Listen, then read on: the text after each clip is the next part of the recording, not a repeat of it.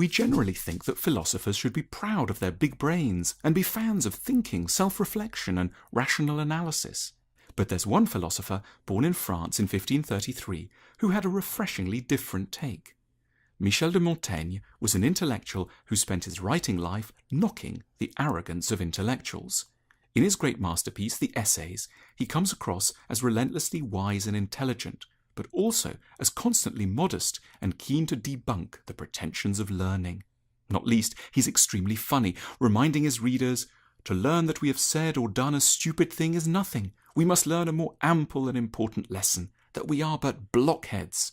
Or, as he put it, "On the highest throne in the world, we are seated still upon our arses." Montaigne was a child of the Renaissance, and the ancient philosophers popular in Montaigne's day believed that our powers of reason could afford us a happiness and greatness denied to other creatures. Reason was a sophisticated, almost divine tool offering us mastery over the world and ourselves.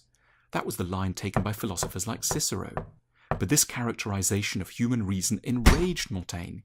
After hanging out with academics and philosophers, he wrote, "In practice, thousands of little women in their villages have lived more gentle, more equable, and more constant lives than Cicero." His point wasn't that human beings can't reason at all, simply that they tend to be far too arrogant about the limits of their brains. As he wrote, "Our life consists partly in madness, partly in wisdom. Whoever writes about it merely respectfully and by rule leaves more than half of it behind." Perhaps the most obvious example of our madness is the struggle of living within a human body. Our bodies smell, ache, sag, pulse, throb, and age, whatever the desires of our minds. Montaigne was the world's first and possibly only philosopher to talk at length about impotence, which seemed to him a prime example of how crazy and fragile our minds are. Montaigne had a friend who'd grown impotent with a woman he particularly liked. Montaigne didn't blame the penis. The problem was the mind, the oppressive notion that we had complete control over our bodies, and the horror of departing from this theoretical normality. The solution, Montaigne said, was to redraw our sense of what's normal. By accepting a loss of command over the penis as a harmless, common possibility in lovemaking, one could preempt its occurrence, as the stricken man eventually discovered. In bed with a woman, he learnt to admit beforehand that he was subject to this infirmity and spoke openly about it, so relieving the tensions within his soul. By bearing the malady as something to be expected, his sense of constriction grew less and weighed less heavily upon him. Montaigne's frankness allows the tensions in the reader's own soul to be relieved. A man who failed with his girlfriend could regain his forces and soothe the anxieties of his beloved by accepting that his impotence belonged to a broad realm of sexual mishaps, neither very rare nor very peculiar. Montaigne was equally frank about the limitations of his intellect and of its usefulness. Academia was deeply prestigious in Montaigne's day, as in our own. Yet although Montaigne was an excellent scholar, he hated pedantry in academia. He only wanted to learn things that were useful and relentlessly attacked academics for being out of touch. If man were wise, he would gauge the true worth of anything by its usefulness and appropriateness to his life, he said. Only that which makes us feel better may be worth understanding.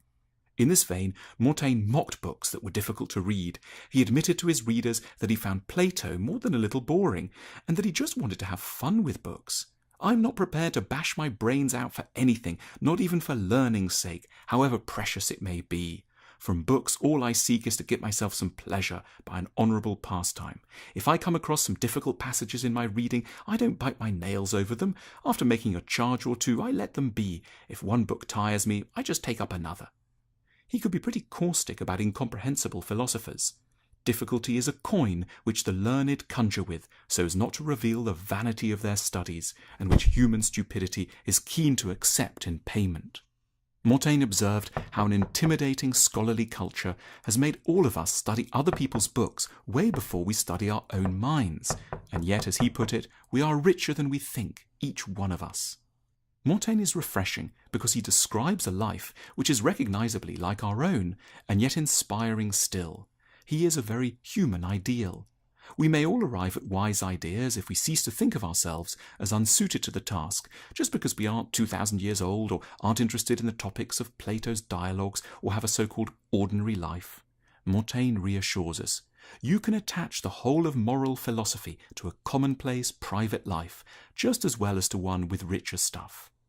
In Montaigne's redrawn portrait of the adequate, semi-rational human being, it's possible to speak no Greek, change one's mind after a meal, get bored with a book, be impotent, and know pretty much none of the ancient philosophers. A virtuous, ordinary life, striving for wisdom, but never far from folly, is achievement enough. Montaigne remains the great readable intellectual with whom we can laugh at intellectuals and pretensions of many kinds. He was a breath of fresh air in the cloistered, unworldly, snobbish corridors of the academia of the 16th century.